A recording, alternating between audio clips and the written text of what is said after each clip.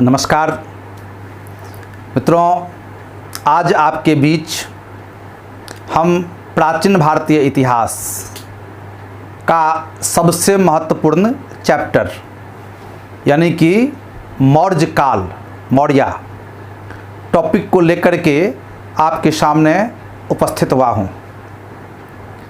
मौर्य काल के संदर्भ में जानने के पूर्व हम सबसे पहले ये बता दें कि सामान्यतया यह माना जाता है कि मौर्य काल का समय 321 ईसा पूर्व से लेकर 185 ईसा पूर्व के बीच था। मौर्य काल में मुख्य रूप से चंद्रगुप्त मौर्य, बिंदुसार और अशोक जैसे महान शासक हुए। इन शासकों के योग्यता, प्रतिभा, पराक्रम और दूरदर्शिता के कारण लगभग संपूर्ण भारत में, खास करके हम कह सकते हैं कि आज के अफगानिस्तान से लेकर के और पूरा यानी कि संपूर्ण भारत तक उनमें शामिल था। इतने बड़े साम्राज्य के निर्माण में सबसे बड़ी भूमिका चंद्रगुप्त मौर्य और अशोक जैसे सम्राट ने निभाया। किस प्रकार से मौर्य साम्राज्य का निर्माण हुआ, इसका विस्तार हुआ, क्या मौर्यकालीन सामाजिक स्थिति थी, धार्मिक स्थिति थी, मौर्य का कला क्या था और किस प्रकार मौर्यों ने अपने प्रशासन को स्थापित किया, संपूर्ण और समग्र रूप से इन टॉपिक की चर्चा आपके सामने हम करेंगे।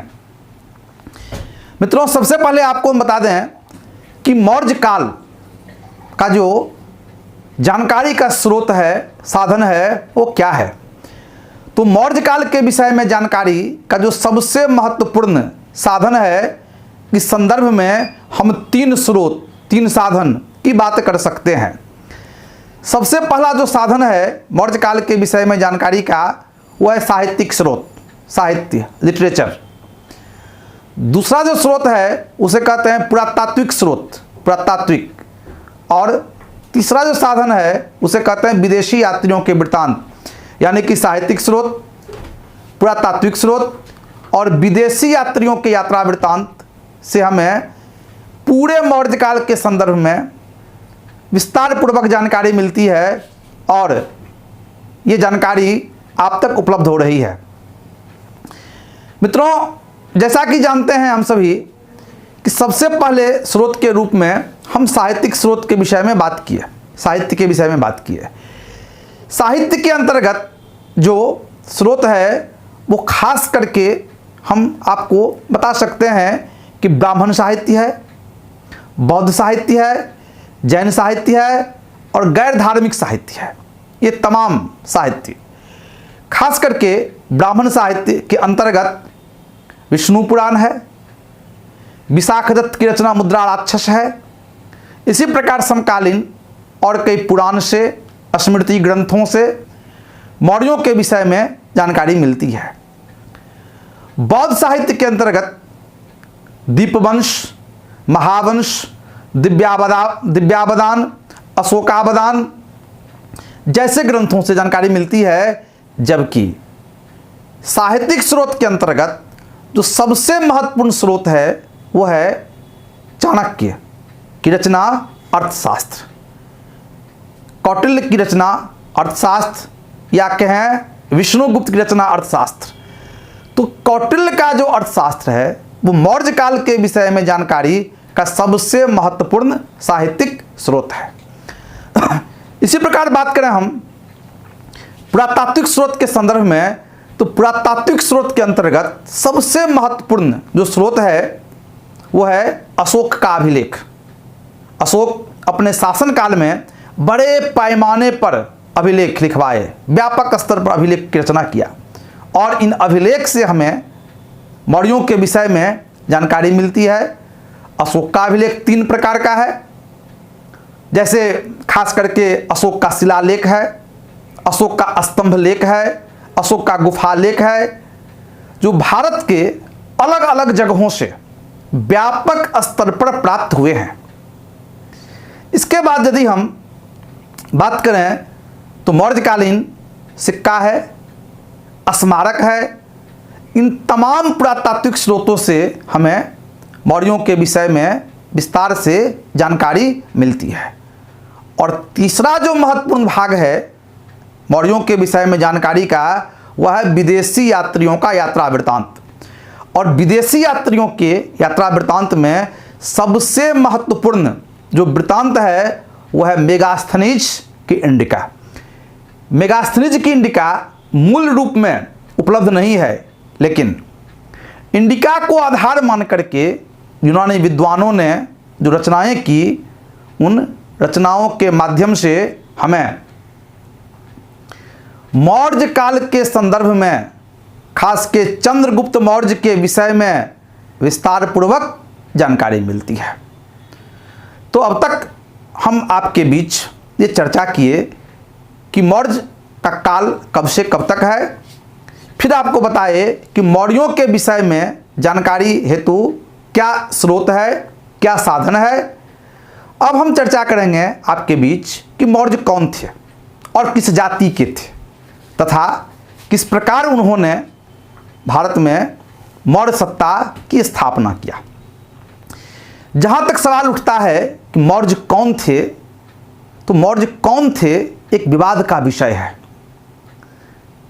आमतौर पर यह माना जाता है कि उत्तर प्रदेश के पिपली वन के ये निवासी थे और चंद्रगुप्त मौर्य जो मौर्य सत्ता के संस्थापक थे, उनके पूर्वज मयूर पालन का कार्य करते थे। मयूर पालन, और मयूर पालन का कार्य करने तथा पिपली वन में निवास करने के कारण से इसे मौर्य कहा गया, इसे मौर्य के नाम से जाना गया।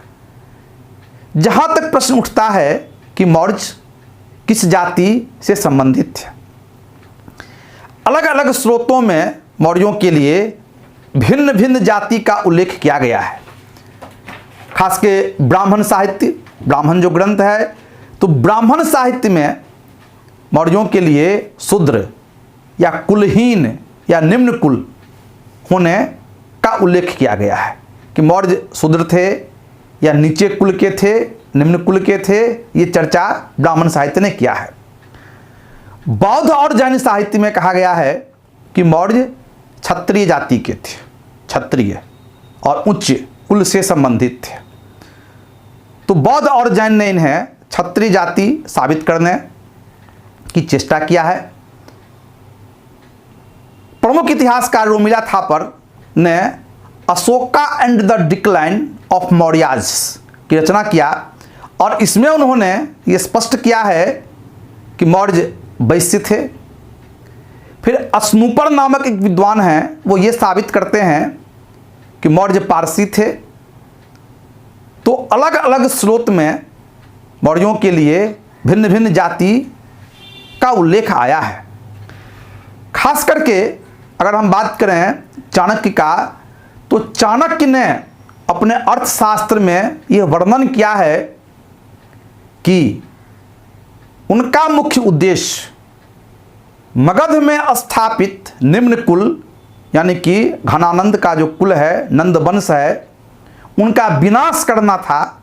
और इससे ये आभास होता है, इससे अनुमान लगाया जाता है कि यदि चाणक्य ने निम्न कुल के शासन, नंदवंश के शासन का अंत करने का बीड़ा उठाया, तो निश्चित तौर पर इसके लिए उन्होंने चंद्रगुप्त मौर्य जैसे उच्च कुल के व्यक्ति को सामने रखा होगा।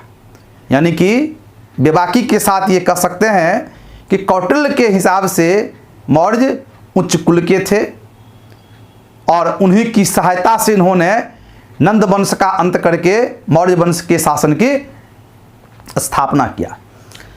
मित्रों, मौर्य साम्राज्य की स्थापना एक लंबे प्रयास का प्रतिफल है।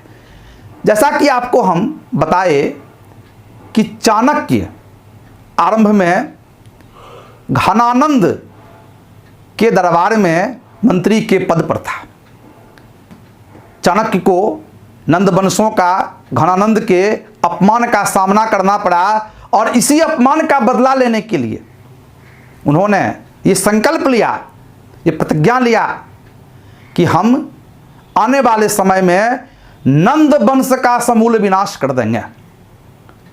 मित्रों, संकल्प अपने आप में बहुत बड़ी ताकत होती है और सही व्यक्ति के द्वारा सही समय में अगर सही संकल्प लिया जाए तो निश्चित तौर पर उनके उद्देश्य की पूर्ति होती है। चाणक्य घनानंद के बंदी गृह में रहते हुए ऐसा संकल्प लिया था और कहते हैं कि वह आजीवक साधु का वेश बना करके उसके बंदी गृह से भागने में सफल हो गया।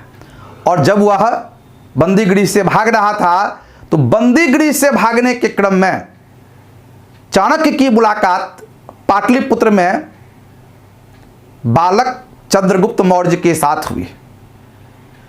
चंद्रगुप्त मौर्य उस समय एक चरवाहा के रूप में, एक नौकर के रूप में अपना जीवन यापन कर रहा था। उसकी प्रतिभा, उसकी योग्यता, उसके टैलेंट को परख लिया चाणक्य। कहते हैं कि चंद्रगुप्त मौर्य अपने मित्रों के साथ राजकीलम नामक एक ड्रामा खेल रहा था, नाटक खेल रहा था। और इस अभिनय में, इस ड्रामा में चंद्रगुप्त मौर्य एक राजा की भूमिका में था। एक राजा की जो कर्तव्य परायणता होती है, निर्णय लेने की क्षमता होती है, जो धैर्य होता है,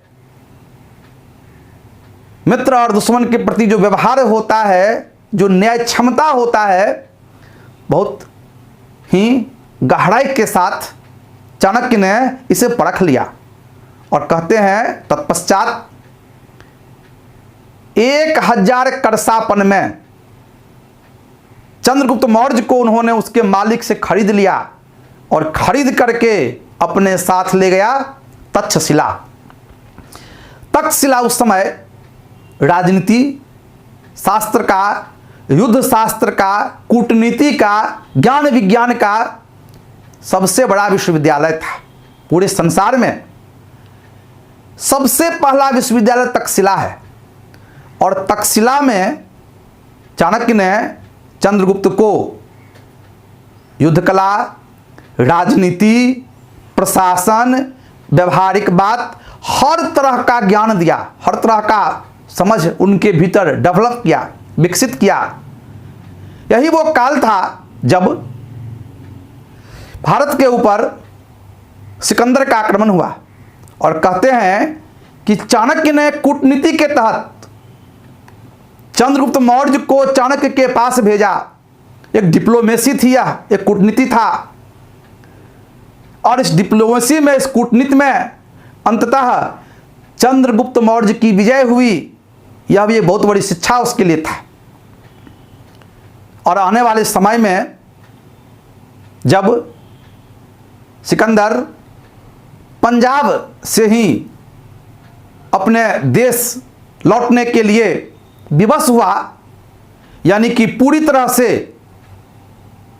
भारत के भीतर सिकंदर के विजय अभियान का सिलसिला रुक गया। सिकंदर भारत से वापस लौट गया, सिकंदर की मृत्यु हो गई। इस खबर को सुनने के उपरांत चाणक्य की सहायता से चंद्रगुप्त मौर्य ने पूरे पंजाब का विजय किया। पूरे पश्चिमोत्तर भारत को यूनानी प्रभाव से मुक्त किया। खंड खंड में बटा हुआ भारतीय भूभाग को, भारतीय राजे महाराजे को चंद्रगुप्त ने एकीकृत किया, एकजुट किया। और अंततः लगभग 321 ईसा पूर्व में चंद्रगुप्त मौर्य पाटलिपुत्र को जीतने का निश्चय किया। साथियों, सफलता हासिल करने हेतु निरंतर प्रयास करनी चाहिए। कहते हैं कि कई बार चंद्रगुप्त मौर्य ने पाटलिपुत्र पर आक्रमण किया, उसे पराजय का सामना करना पड़ा, लेकिन मन से वो हार नहीं माना। अपने गुरु चाणक्य में आस्था रखते हुए, उनके सानिध्य में रहते हुए प्रयास करता रहा और अंततः 321 ईसा पूर्व में चंद्रगुप्त मौर्य ने मगध में नंद वंश के शासन का अंत कर दिया, घनानंद को पाटलिपुत्र छोड़ने हेतु विवश किया और फिर नंद सत्ता से मुक्त करने के उपरांत चंद्रगुप्त मौर्य पाटलिपुत्र के राज सिंहासन पर बैठा, यानी मगध का वो शासक बना और धीरे धीरे धीरे धीरे पूरे भारत को एकजुट करके एकीकृत करके उन्होंने एक अखंड भारत का निर्माण किया। एक लंबी प्रक्रिया के उपरांत ये संभव हो पाया। अगले वीडियो के माध्यम से हम आपको चंद्रगुप्त मौर्य के संदर्भ में विस्तार पूर्वक बताएंगे। नमस्कार।